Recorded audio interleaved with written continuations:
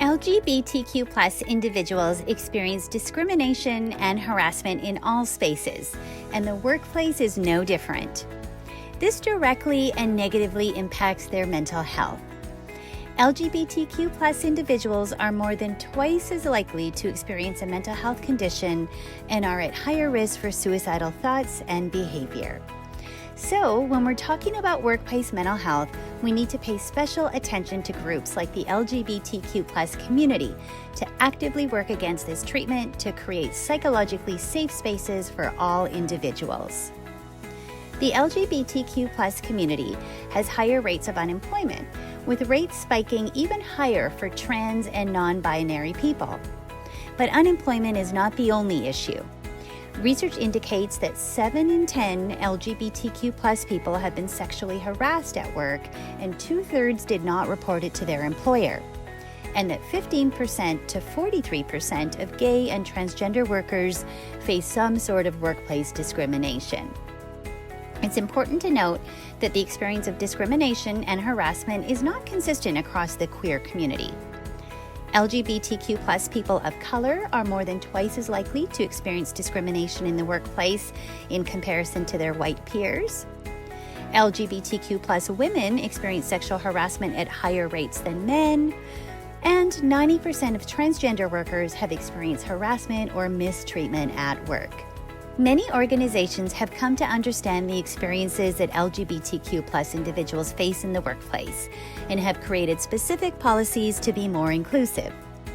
Some of these include healthcare coverage for same-sex spouses, protocols for gender transition, and paid parental leave for same-sex couples and adoptive parents. Though creating inclusive workplace policies is a great first step, it's just that, a first step.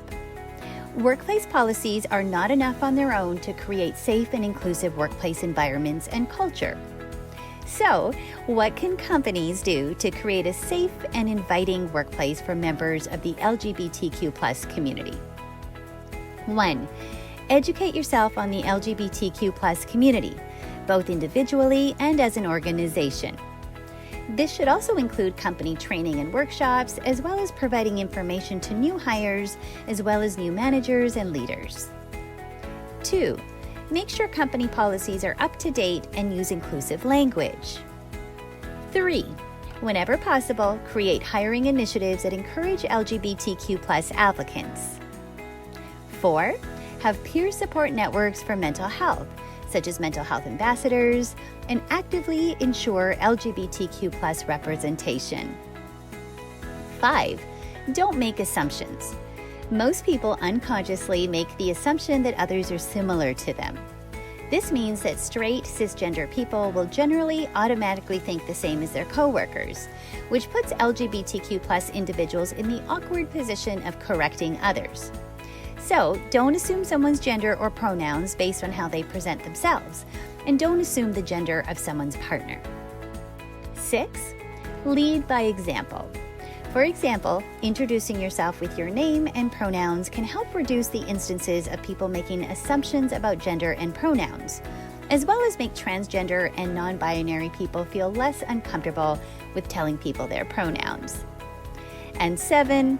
Take action when discrimination or harassment does occur. Remind others that making jokes at the expense of someone in the LGBTQ+ community is not accepted and will not be tolerated. Even using a phrase like, "that's so gay," is not acceptable, and this type of behavior should be called out. Remember that inclusive businesses with a satisfied workforce are more successful businesses, and so attending to these issues is truly win-win.